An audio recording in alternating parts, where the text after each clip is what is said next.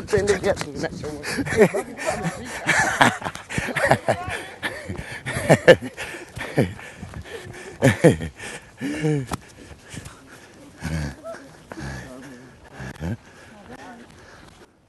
Piga duara kama kawaida yetu.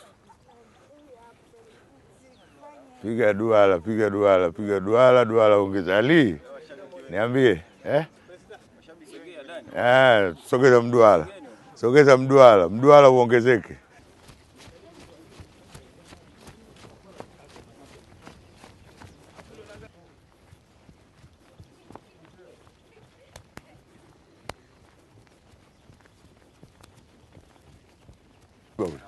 Una kazi hapo, katafute kachukue jembe ng'oa ule mtu bwana.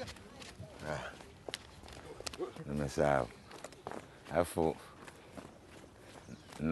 na nguo za mtu mmoja anaitwa Boni, naweza nikakuuzia vile vile. Na bukta moja na t-shirt moja.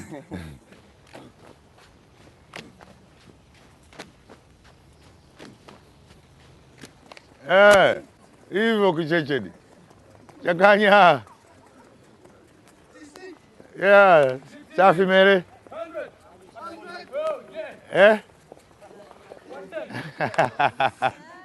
Nane, 9. Shida miguu haibaniki hiyo. Hapa shida.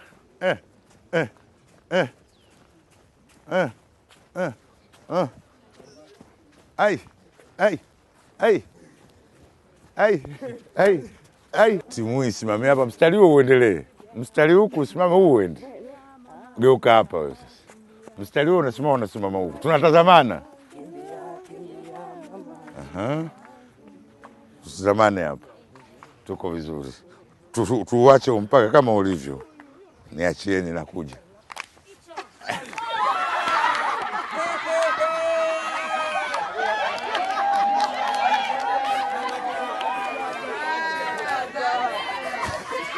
Sogea kidogo.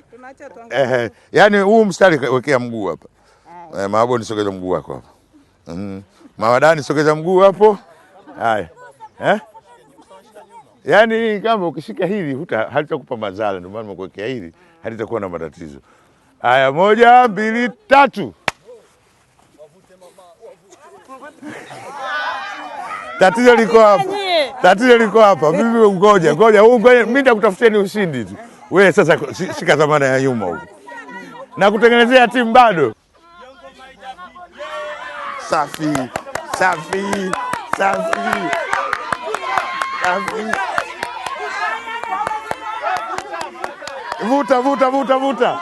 Vuta. Mama Dani mvute Maaboni. Maaboni mvute Mama Dani. Avutike asogee.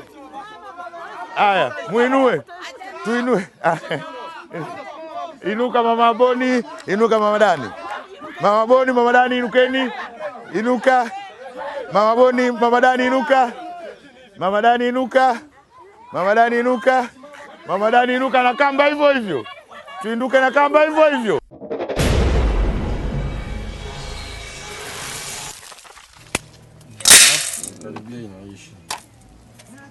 Karibia inaishi. Kingine. Ipe ngano. Kilo 1. Ndio mchoro isa mfano.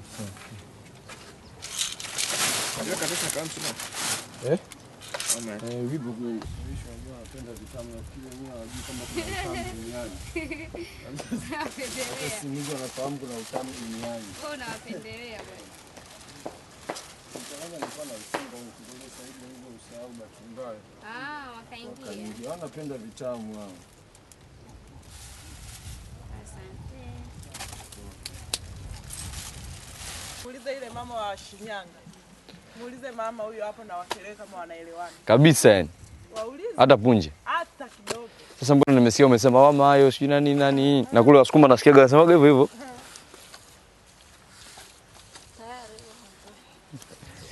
Kama Mkelewa Mjita waelewane wapi?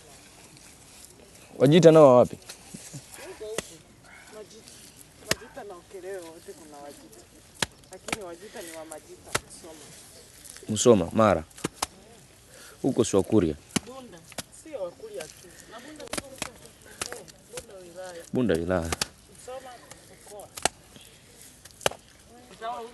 Mwanangu, nimeshakuwa fundi yani. Napiga plasta kwa mkono. Piga plasta kwa mkono hii kweli hii kweli nirekebisha. Oe. Nini? Huu ni mradi wa kuku wa kienyeji. Baada ya kufika hapa kwenye kijiji cha Mesha Plus, tuliamua mimi na mwanangu Boniface kuanzisha mradi huu wa kuku kutokana na mahitaji tuliona kwamba hapa kijiji anaweza kawepo. Kwa hiyo tukabuni huu mradi ili uweze kutusaidia kuendesha maisha yetu ya kila siku. Kuku wanatupatia kwanza kitoweo, kuku wanatupatia mayai, kuku wanatupatia mbolea. Pia hata kile kinyesi cha kuku ni chakula cha samaki. Kwa chini ya banda hapa tumeanzisha bwawa ambao tunaweza kufuga samaki na kile kinyesi kisipotee bure. Wakati huo pia kijiji chetu kina wageni mbalimbali. Kwa hiyo tukaona kwamba babu anaweza kasumbuka sana katika kutafuta vitoweo. Kwa hiyo tukaanzisha huu mradi kwamba hata wageni wakija hapa waweze kupata kitoweo kwa urahisi. Mbali na huu mradi pia tumeanzisha shamba la mboga mboga ambalo ni spinach, mchicha na Chinese. Kwa nini basi tumeanzisha huu mradi wa mboga mboga? Kwa sababu ni mradi ambao unatupatia kipato kwa muda mfupi sana. Ni wiki 2 tu zijazo tutaanza kuvuna mchicha, Chinese na spinach. Pia mbali na mradi huu pia tumeamua kuanzisha mchezo wa bao. Tumeona wana kijiji muda mwingi sana wanakuwa wanapoteza, wanapiga story. Sasa kwa kutumia ule mchezo wa bao tumeanzisha ili tupate kuwa tunazungumza na si kupoteza muda bila kubadilishana mawazo, kwa sababu hapa tumekutana na watu mbalimbali, tumekutana na watu wana ujuzi mbalimbali. Wengine ni wakulima, wengine pia ni wafugaji, wengine ni village care na wengine ni fundi seremala.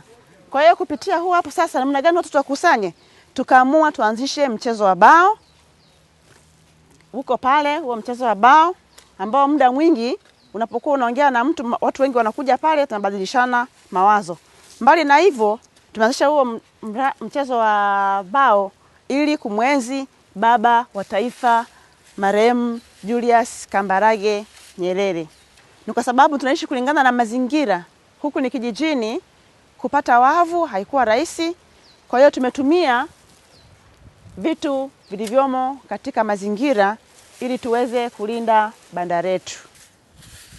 Ni usafi unafanyika kila siku unapoamka asubuhi bandani na hata mazingira yanayokuwa yanazunguka banda lako. Na shamba letu na mwanangu Boni ndio hili hapa. Tumepanda sukuma wiki, Chinese na mchicha. Mchicha kama mnavyoona hapa ni baada tu kama wiki 2 hivi tutakuwa tunaanza kula mchicha hapa.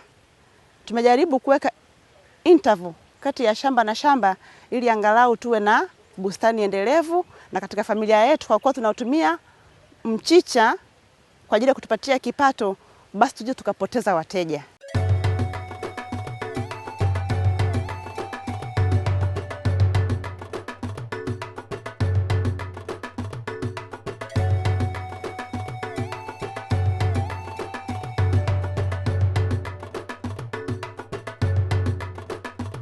Usitifue kabisa kwenye mbegu.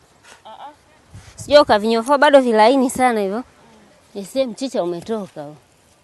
Naona hii mbegu ndio ilikuwa nzuri. Ona tu zilivyotoka. Nzuri. Tulipofika hapa na mwanangu, tukafyeka, tukasafisha vizuri, tukatengeneza matuta. Nikamshirikisha mwanangu, katika familia lazima tuwe na mboga za kujikimu pamoja na biashara. Kwa sababu matuta tumefanya zaidi, tunaweza tukauza, mengine tukatumia kwenye familia yetu. Kwa hiyo hapa tunategemea baada ya wiki 3 tunaweza kupata Chinese, majani ya kunde. Kuna mahindi baada ya miezi 3 tulipanda mbegu ndogo, tunaweza tukala. Baada ya siku 70 tunaweza tukachoma mahindi na mwanangu. Kwa hiyo shughuli zaidi ni kilimo ambacho ni muhimu. Kwenye bustani ni lazima katika familia mwe na bustani kwa ajili ya mboga za majani. Pamoja na kilimo hiki Tumebuni majiko ya kutumia kuni kiasi ili kukabiliana na mazingira. Tumebuni majiko mawili, lipo la kutumia kuni 3, lipo la kutumia maranda ambalo linapika kitu na kuhifadhi kitu kisipoe mapema. Hapa bustanini tumelima mchicha, mahindi, chainizi na sukuma wiki pamoja na kunde tumerusha na maharage. Yote tumetenga kadri ya tuta na tuta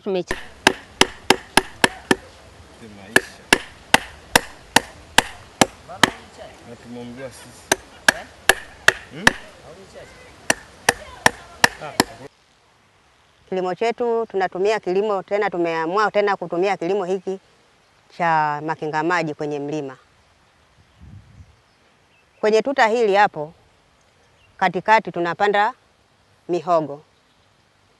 Na hapa juu ya kinga maji, majani yetu ambayo tumeyalima tumeyazika ndani ili kuzuia mmomonyoko na pia kuhifadhi mbolea.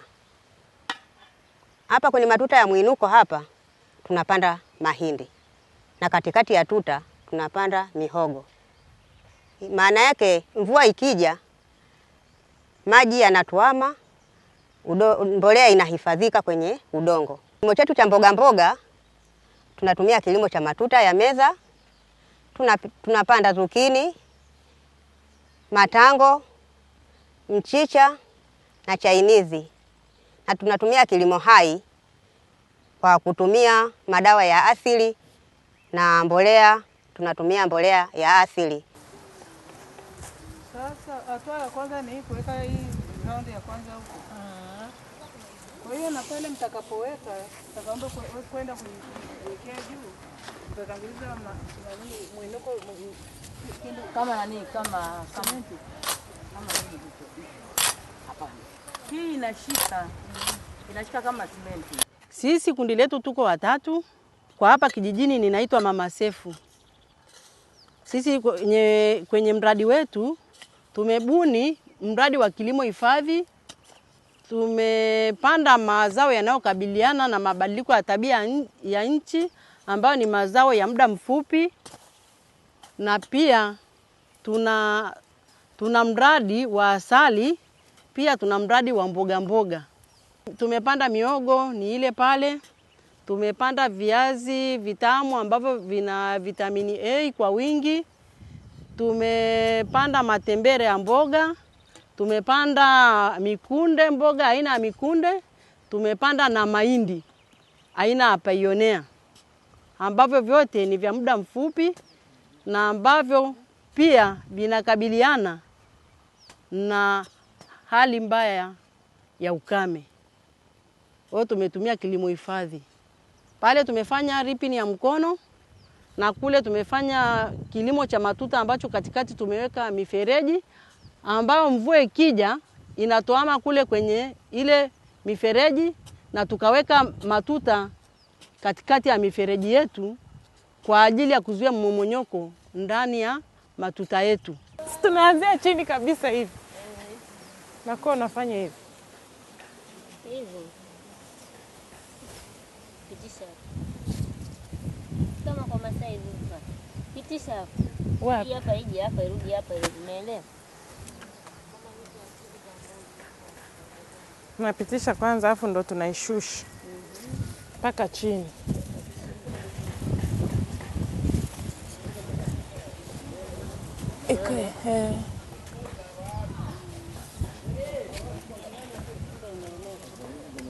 Ndo nyumbani nakwambia walikuwa wanatengeneza vya hivi, ila nilikuwa sijui kama wanatumia hivi. Tunaweka viwili hivi vifitu. Viwili kivipi tasielewa. Yaani tunaweka 2. Zungusha mpaka mwisho, baadaye tunapanda kwenda juu. Zungusha mpaka mwisho.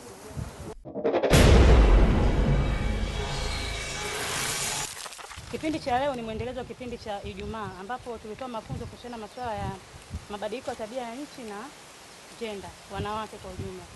Sasa tulisema kwamba tutakuwa tuna mpambano kati ya timu Mandela na timu Nyerere ambazo mlishazichagua siku ya Ijumaa. Kwa sababu mpambano huo ndio leo tutakuwa tuna maswali na kila swali litakuwa lina pointi zake, atakuwa anataja hapa kakaboni, na kila swali litakuwa lina muda wa dakika 2 kujibu. Kwa hiyo kwa kwanza timu zote zina filimbi. Tukirusha hii coin, kila timu itachagua upande wake. Labda tuanze. Tutachagua upande gani? Kichwa au kichwa? Nyie mtakuwa kiwiliwili. Kwa hiyo tukirusha upande utakao kuwa juu ndio timu inaanza. Kwa hiyo ili timu iweze kushinda lazima ifikishe pointi 20. Si ndio jamani?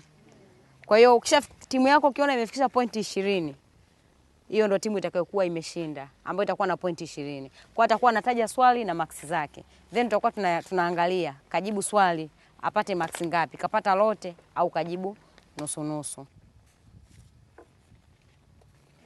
Kiwiliwili.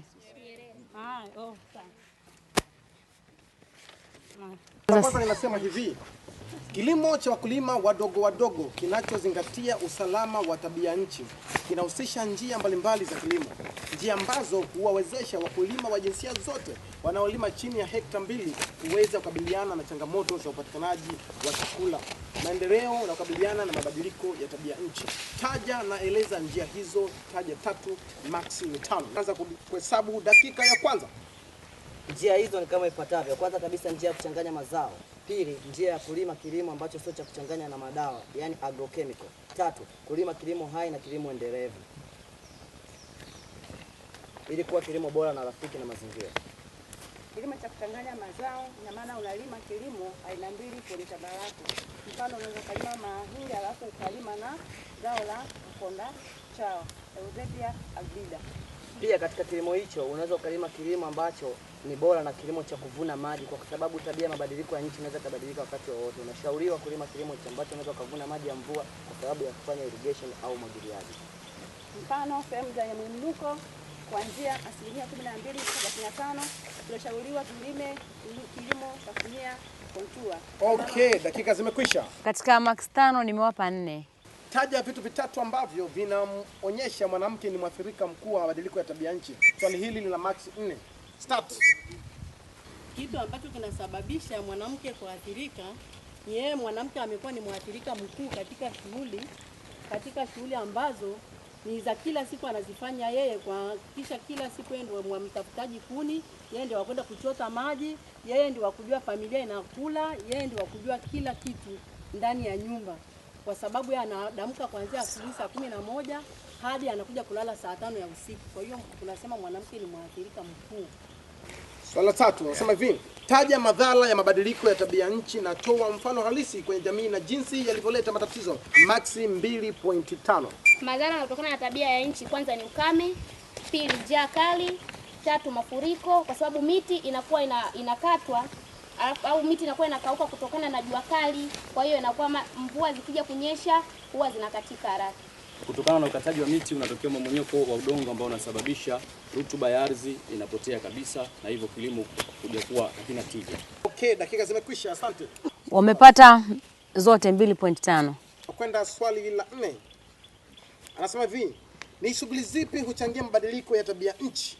Zitaje na eleza jinsi zinavyochangia. Max 1.5. Naanza kuhesabu dakika. Shughuli ni shughuli za kilimo cha shughuli za kibinadamu na shughuli za kiasili. Ina maana shughuli za kilimo na shughuli za matumizi ya ardhi, lakini pia shughuli za viwanda pamoja na milipuko ya volkano.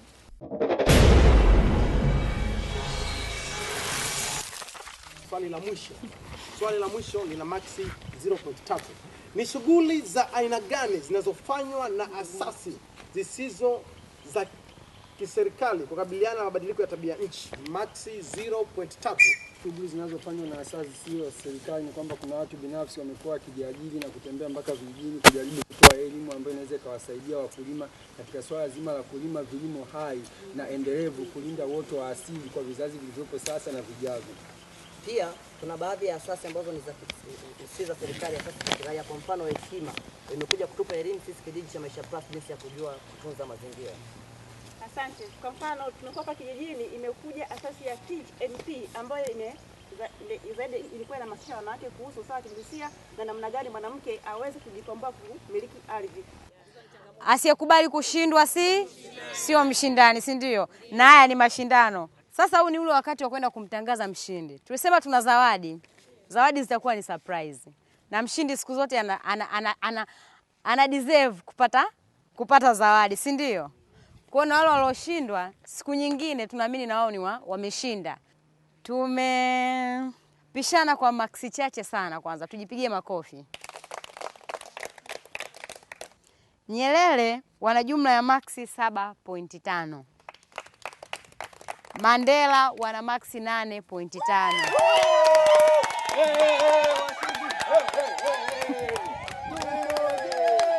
Na zawadi ya shairi. Ya, basi kuna mmoja amesema yeye alikuwa ameandaa shairi kabisa akijua mtashinda. Kwanza salamu pokea, wadogo wakubwa pia. Tuko hapa vumilia, lengo letu kusikia. Kilimo cha mazoea, changamoto kabilia. Mbinu bora kutumia ni mazingira rafiki. Pongezi nawapa sana, mambo mengi kung'amua, mbinu kukabiliana. Asante jamani. Asante. Hilda, asante. Sasa asante sana, asante. Sisi kama Ekama, kwa sababu tunahakikisha jamii inakuwa na lishe bora. Kwanza kama mshindi tumewaletea keki na champagne muweze kusherekea na muweze kuwa na uelewa zaidi, mkaifundishe jamii jua ya mambo pengine ambayo mmejifundisha, wala mama mnaojua kilimo rafiki na mazingira ni kipi. Kwa hiyo hii ni kama motivation tumewapa. Vile vile tumewapa mlo wa siku moja. Kwa kutakuwa na mkate na mayai, tumewaletea mchele na viungo vya pilau na kuku. Babu kasema sasa kuku atakabidhiwa, atamfungua kuku. Kwa hiyo babu akimfungua kuku atamwachia. Kuku akivuka kijiji tu ni wa babu. Kwa wale washiriki.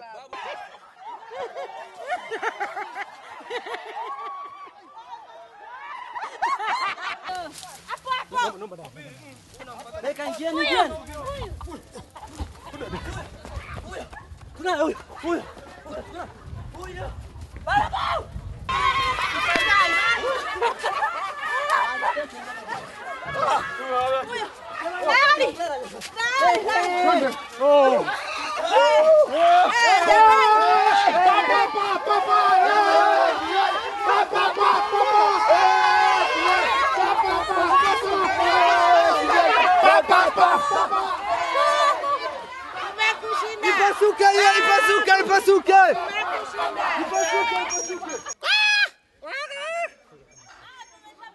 Mayai narusha. Mnataka? Ndio ninavyotaka. Rusha babu. Kata keki tuwe wote. Kata keki tuwe. Happy birthday. Vikombe au ninywe? Vikombe au ninywe? Nenda nani? Kidogo tu. Basi. Mama yangu, rusha tu babu, rusha. Wewe rusha tu.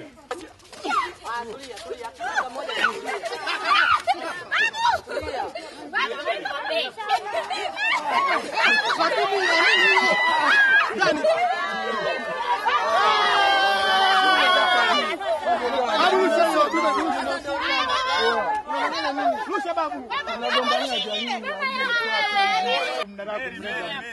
Haya, Mary hilo. Nataka kweli. Nataka. Tulia. Haya, mfano. Mfano. Anataka bone na huyu mmoja na mkono. Tulia tu. Mbona pale?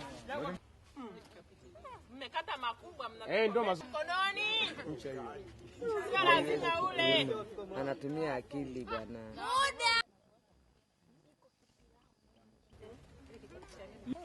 Yaani hapa waliosuka unaweza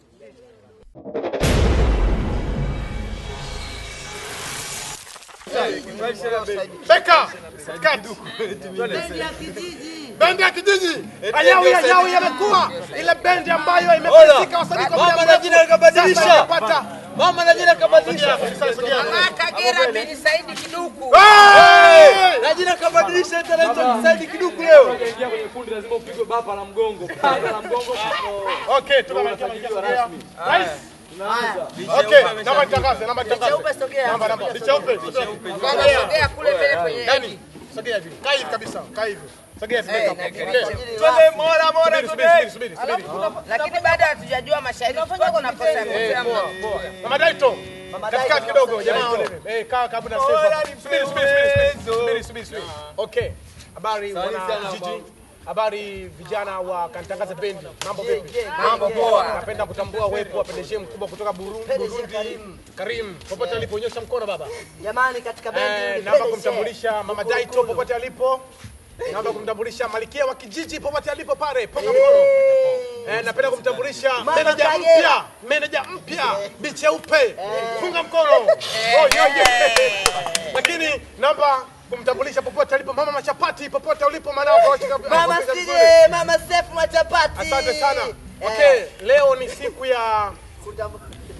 ya kuwakumbuka mashujaa wetu, waanzilishi wetu wa bendi ya Kantangaze waliolala mbele kwenye kikango wakafanikiwa kutoka. Lakini leo tunapata fursa hii ya kuwakumbuka rasmi leo.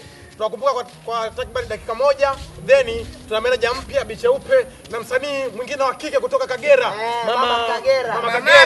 Lakini Saidi Kiduku. Saidi Kiduku. Let's go. Bora nipe uwezo wakula kama kumbe niseme na ndege wa angani wanipe hai niwape bye.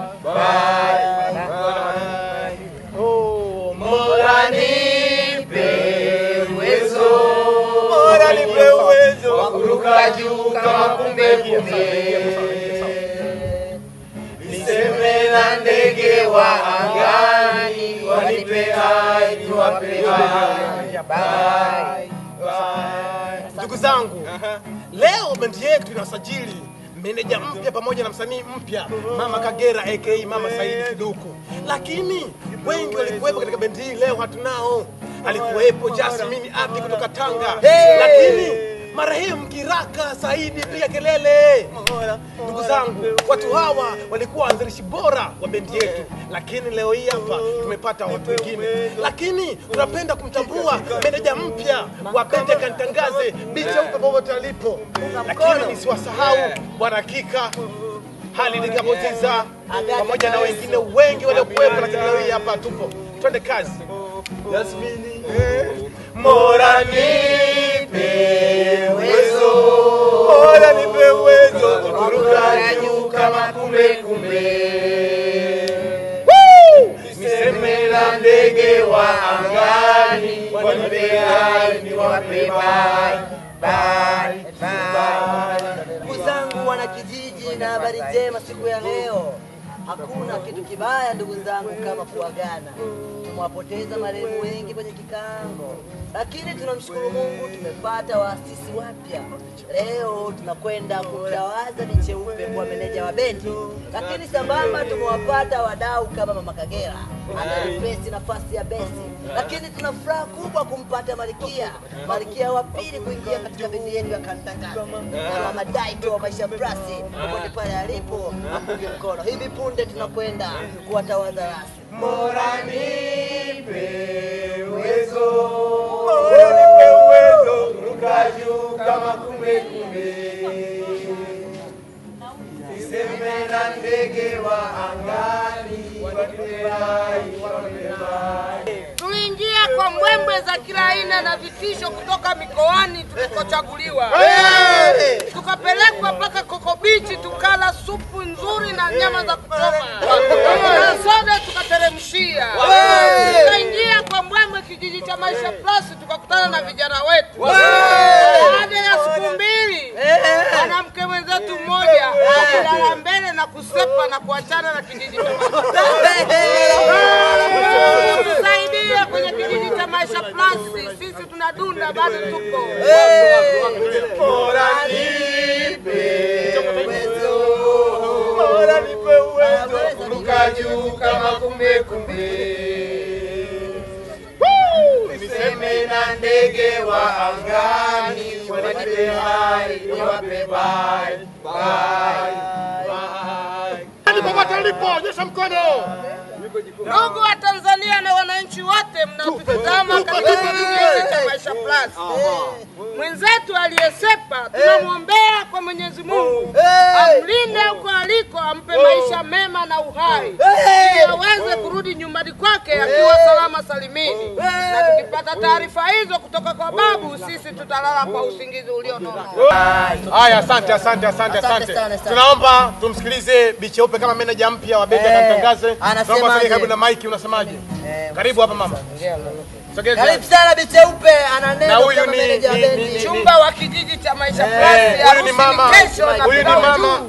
Huyu ni bibie wa PDG mkubwa kutoka Bujumbura. Popote alipo. Mama karibu.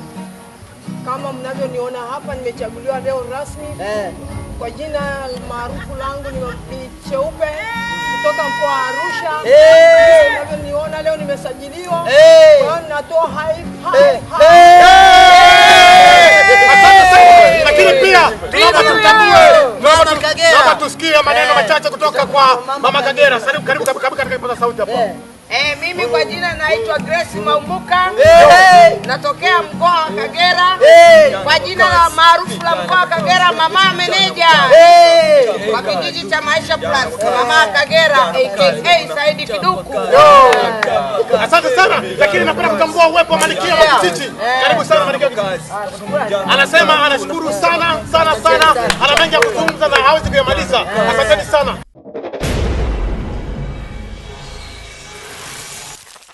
Hiki ni kipindi cha Dunia na Mahusiano. Kipindi kinaitwa Dunia na Mahusiano. Segment yetu inaitwa Linganisha kizazi cha sasa na cha nyoka. Mimi niko kwenye kitengo cha msaada wa sheria kwa wanawake na watoto kinachopinga ukatili mkubwa wanaofanyiwa wasichana cha ukeketaji. Tumeshuhudia ndoa nyingi zinazovunjika kwa ajili ya ukeketaji. Human circumcision. Bila potovu ya ukeketaji, tunaangalia zile ndoa zinavyovunjika.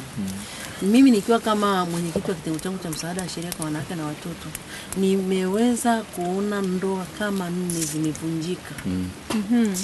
Ndoa zile zimesababishwa na ukeketaji. Unaona kijana anapokuwa na mke wake kabla hajajua mahusiano ya mwanamke mwingine, ni mchumba wake aliyemuoa, akakaa naye akaishi naye. Bahati mbaya akachepuka, akapita akafanya shortcut, akakutana na binti mwingine ambaye hajakeketwa. Tayari ile ndoa yake kule ndani imekwisha. Sasa pia kuna madhara makubwa sana kwa mwanamke aliyekeketwa. Wakati wa kujifungua anaweza kachanika kabisa, yaani hata ikampelekea kupoteza maisha.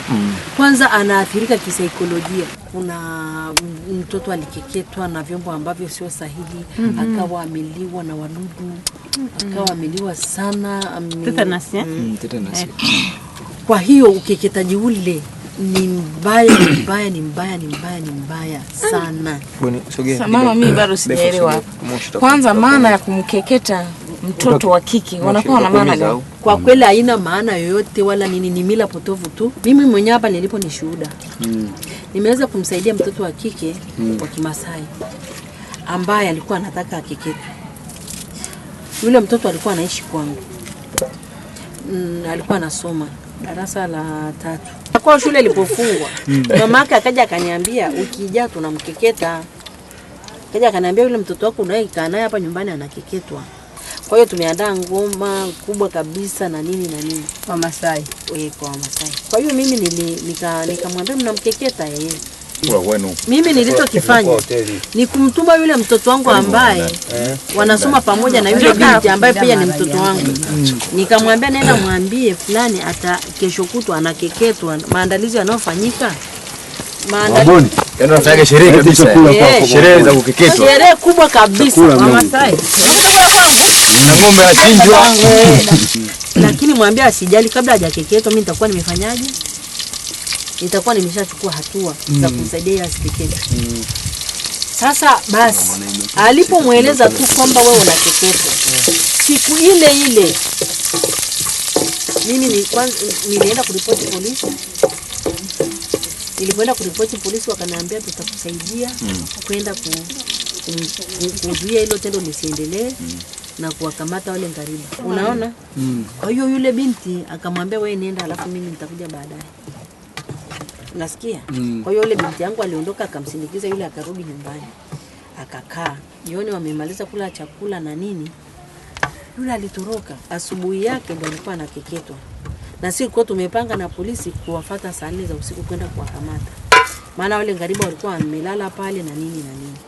Na mtoto alikuja kweli, lakini tulipishana na mtoto njiani. Kwa tulipoenda pale tukakuta mambo yanaendelea, sherehe, ngoma na nini. Hawajua nini. Niliweza kuingia kule ndani na askari wa kike ambaye alikuwa amevaa Kimasai. Tuliingia kule ndani, tukakaa, nikaambia mama, nikaanza kumhoji yule mama ngariba na nini. Nikamwambia huyu binti ninampenda sana jamani, si ataumia sana. Akaniambia wala hataumia wala nini. Tunafanya hii saa 11 na maji ya baridi ni hatu tumeyatenga hapa nje ili tukimaliza kumsaidia tu hivi tumwagie maji ya baridi ili damu isiendelee kutoka sana. Nikamwambia lakini hivyo vyombo pia ni salama. Akanionyesha, akaniambia hivi vyombo ni salama sana. Unaona tena kikali sijui nini. Tukamaliza tukaongea, kaambia sasa tukakaa pale mimi inabidi tuingie sasa kufanyaje kulala. Tayari yule alishamgundua. Kidogo anaingia askari. Anamkamata alivaa kiaskari au alimuita yule mama. Ni kama Masai tu. Yeye akatoka. Alipotoka pale walimkamata, akachukua na vyombo vyake, wakaenda kituoni. Hawakujua, wengine hawakujua yuko wapi. Hawakujua yuko wapi. Halafu na mtoto asubuhi niliwaambia wamchukue tu asubuhi wampeleke kituoni ili wakamkute wapi? Pale kituoni. Basi tukalala, mama akaniambia binti yangu yuko anacheza na vijana kule, kesho asubuhi akamwambia binti yuko wapi? Akaniambia ametoka sasa hivi yuko kule anacheza na vijana.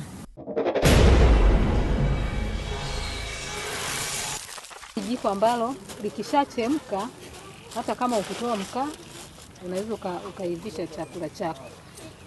Tunaona hizi finyango hizi zinatokana na chenga za mkaa ambazo huwa tunazimwaga kwamba hazina kazi. Unazikusanya hizi chenga, unatafuta udongo wa kichuguu, unachanganya na maji, unafinyanga. Unabumba sasa hivi. Ukishatengeneza hizi finyango unaziweka sehemu iliyotulia pengine, kwa sababu ukiweka labda nje panaweza pakawa ni masika, mvua ikanyesha. Unaweka sehemu iliyotulia muda wa siku 7, zinakuwa zimeshakauka. Hizi zinakubali kupikia, vikishawaka mpaka hapo na huu udongo unawaka. Kwa hiyo chenga tusiwe tunazitupa kwa sababu tunakabiliana na mabadiliko ya tabia nchi. Hii ni sufuria yangu, hili ni jiko la mkaa. Asubuhi nimeamka naenda shambani. Kwa hiyo nitabandika kwanza chai yangu. Nikimaliza chai, ule moto ule nachemshia maharage kabla ya kuondoka. Na yarudisha haraka kwenye hili kapu likiwa na mfuniko wake. Sufuria na mfuniko. Mfuniko ambao unaenea kabisa kwenye sufuria ili mvuke usitoke. Sasa unapoweka hapo, unafanya haraka kuikiba ule mvuke usitoke. Kwa hiyo kishafunika hivi, wewe ondoka nenda shambani. Utarudi maharage yako yameiva, hayaungui. Unaunga tu unakula. Okay. Kumbe kwa maana hiyo ni kwamba maharage yanakuwa pale yameiva, si ndio? Yanachemka tu, sio kuiva. Yana boost, yanachemka kidogo tu. Yanachemka tu mara kwanza kidogo. Magumu yale au mateke? Subiri. Si makavu tu ya Kama wengine tenda kutana. Nataka hivi jamani nielewe. Hapo nakuwa umeweka moto kwa ndani au unakuwa hakuna moto? Ni joto utakalofunikia ndio litakaloivita maharage. Ni serambo hizo. Yaani hapa tungepata mfuniko ambao unaenea hii sufuria. Tungejaribu. Sasa mfuniko nimekosa. Hata sahani ya chuma tu tungepata. Sasa kesho tupike. Mfuniko na sufuria. Haiwezi. Sufuria ifai. Na kufunika na sufuria inayolingana na hiyo kitambaa. Unaona kilikuwa kitambaa cha pembe 4. Sawa. Kwa hiyo nilishona kuzunguka hapa na hapa hapa. Hapa nikaachia wazi kwa kuingizia ule mfuko wa maranda yangu. Ambao ndio huu hapo kuna maranda. Kwa hiyo ndio umekuwa mfuniko wangu ambao nitashindilia hapa. Ngoja hapo subiri. Ina maana ule mfuko umeufunga kindani? Umefunga kidogo. Kuna maranda kwa chini kuna mfuko wa maranda kwenye kikapu. Kwenye kikapu. Ndio. Humu. Mfuko mweusi au mweupe tu umefunga. Kumbe wewe ulikuwa hujaangalia. Kwani tuliona. Hata hivyo sikupata mkubwa ndio maana nimelipua tu. Itakiwa uwe mkubwa wa kuenea mpaka humo juu.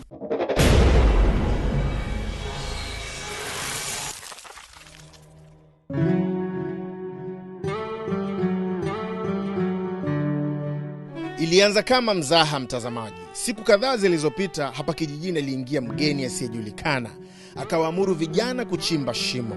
Ina maana mwisho mtakapochimba nikiweka hivi mti, hii ncha inagusa ikamba hapa. Nichimbe kwenda chini.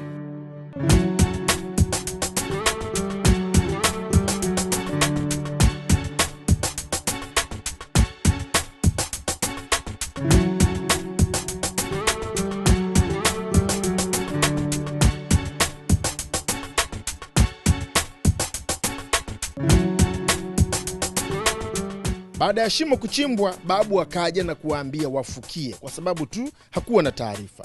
Hey, fukia hii shimo. Fukia. Faster fukia. Siwezi kuelewa. Wewe utachimbaje eneo langu bila sababu malalo? Sawa, kweli tumechimba bila kujua sababu. Tunafunika kwa sababu gani? Kwa nini tunafunika? Si eneo langu libaki kama lilivyokuwa. Sitaki kuwa shimo hapa. Hebu sogea. Babu, contact. Babu, wewe unisaidie. Leta babu nisaidie. Babu kaisha kwa babu ndio mwamuzi. Fukia. Baada ya kufukia wakaambiwa wafukue tena, na ndipo Mwalimu Richard, mtaalamu wa gesi asilia, alipotambulishwa rasmi na kuanza kufanya kazi na vijana kwa kuchimba mashimo, kufyatua matofali na hatimaye ujenzi rasmi wa mashimo ya kuzalisha gesi ukaanza.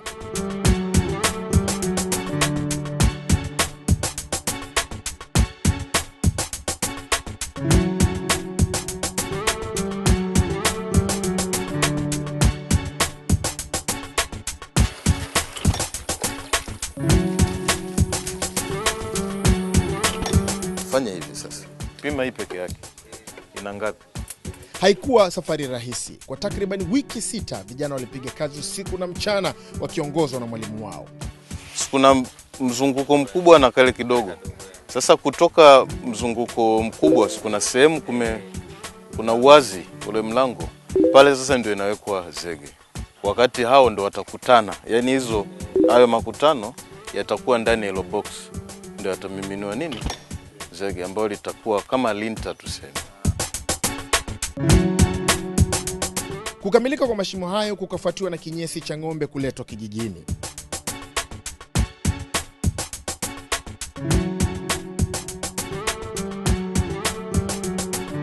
Watatumia kupitisha fundi anatumia chini au juu? Unafika vizuri sana. Utandazaji wa mabomba madogo ya kuisafirisha gesi hiyo kutoka yalipo mashimo mpaka kwenye eneo lilipojengwa jiko nao vile vile ukaendelea. Huo bomba ya gesi kama linavuka kwenye hiyo hapo uliposhika. Uingize kidogo afu ukae hapo. Ali, hebu tuutoe nje basi. Simatajika pachimbwe tena. Tunataka tuulaze kuanzia huko tunakuja huko. 21 ni sentimita 30. Ambao ni sasa na futi moja unatakiwa kuzidi. Anahitaji mkandike ile na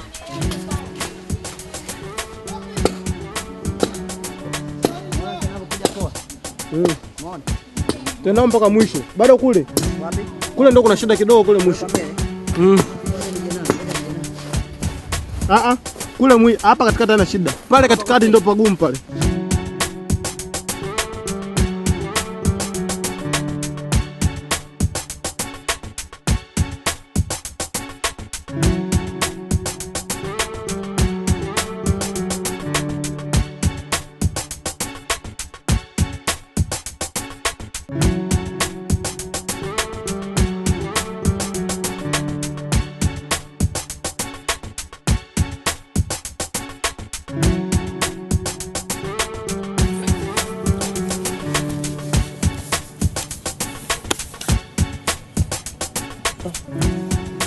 Sasa mbona kubadilisha description?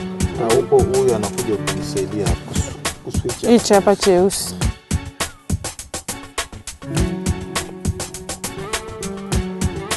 Sasa ungevuta kufunge cheupe, ungevuta kwako huko ili ifunge vizuri. Alafu ndio ifunge vizuri.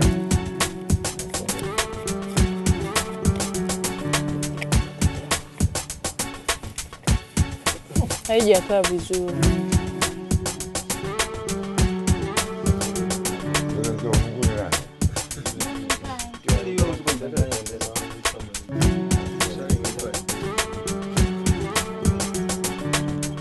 Kuna msemo wa Kiingereza unasema hard work pays, yani ufanisi huwa unalipa.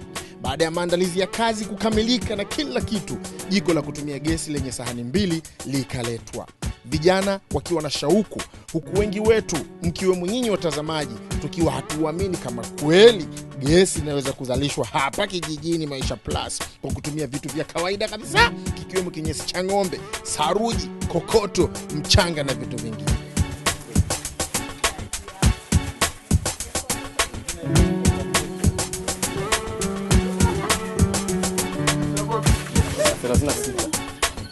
Jioni hii ya siku ya 45 mtazamaji, leo kijiji kizima kikamzunguka Mwalimu Richard ili kiweze kuona.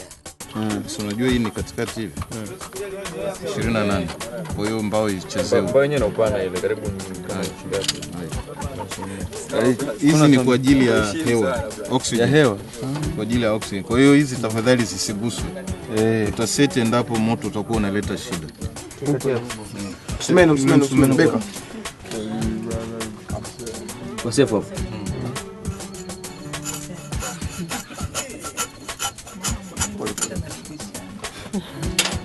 Hapa hii test ni moja, lakini matumizi hapa ni vitu viwili tofauti. Unaona hii sahani ya ndani ina moto wake na hii ya nje ina moto wake. Kwa hiyo na maana mkihesabu hapa mnapata vitu vingapi? Na maana ukitaka moto mkali utumie ya ndani, ukitaka moto mdogo mdogo wenye kusambaa. Sasa ingiza hapo hii. Hapo bwana.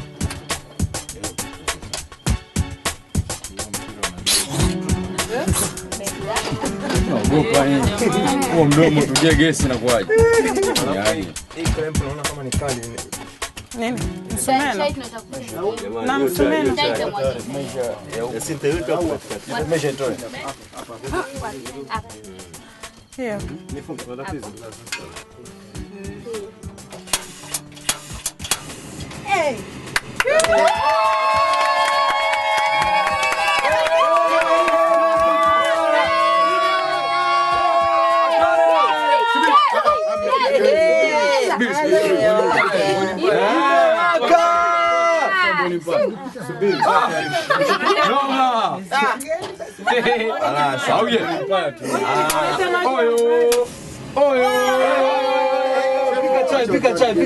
Pika chai, kombe, pika chai. Bado hajaweka nani, bado hajaweka. Bado kanywa chai. Chai yangu ya kwanza. Wewe tuheshimiane kwenye chai. Hapo ndo mwisho Gesi. Iko na nani gesi kama itakuwa.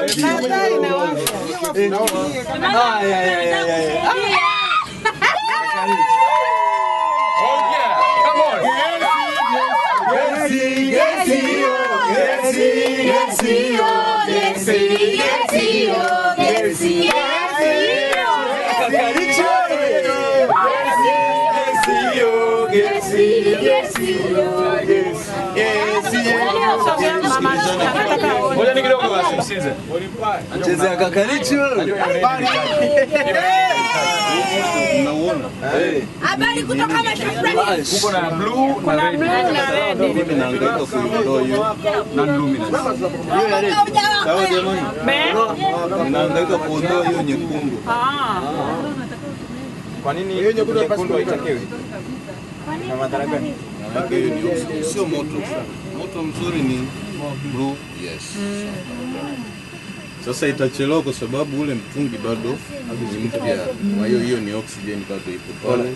Beka nyanyasa. Lakini inatakiwa kila siku jioni kuanzia kesho kuweka ndoo 2 za kinyesi pale na ndoo 2 zinakorogwa pamoja zinaruhusiwa. Sawa. Matumizi pandisha na nini? Asubuhi hapana. Pukuta vizuri. Pukutia hiki hapa kidogo. Ndio kitambaa. Hiki hapa. Acha tuko vizuri. Tuko vizuri. Pukuta zaidi. Zaidi ya sana. Pukuta. Jamaa anasema sharti tupukuta. Hata kuchagua jiko letu hatutumii kiberiti. Unaona? Sasa narudi taratibu. Unaona moto nakuja kuzima. Unaona? Pako unabakia mdogo kabisa. Unaona? Hapo nakaosha chakula chako vizuri sana. Okay. Unaelewa? Nikianza kurudi huku chini na nikipitiliza chini kabisa. Unaona kinachofanyika. Nabakia kwa sufuria hiyo inatoboa. Unaelewa? Kwa hiyo maana kuna masufuria utabidi utumie moto wa katikati peke yake. Mfano hili unaona moto hapo. Na sisi moto wetu kanuni ni kwamba hausitoke nje ya sufuria. Huku unakuja huku unampikia nani huku unapoteza tu gesi. Sawa sawa? Hapa ndio tunapopataka. Sijui umeelewa. Kwa hiyo kuyajaza hivi mamoto sio wewe ndio mpishi mzuri au unapoteza. Hii unafanya kitu gani? Kwanza ni hatari. Wewe unaweza kushika huko. Sawa sawa. Kwa hiyo either urudi hivi. Unaona huko chini. Moto kwenye kitako cha sufuria. Ndivyo inavyotakiwa. Hivi. Nasikia huku mambo tayari. Kwa haraka sana tayari. Unaelewa?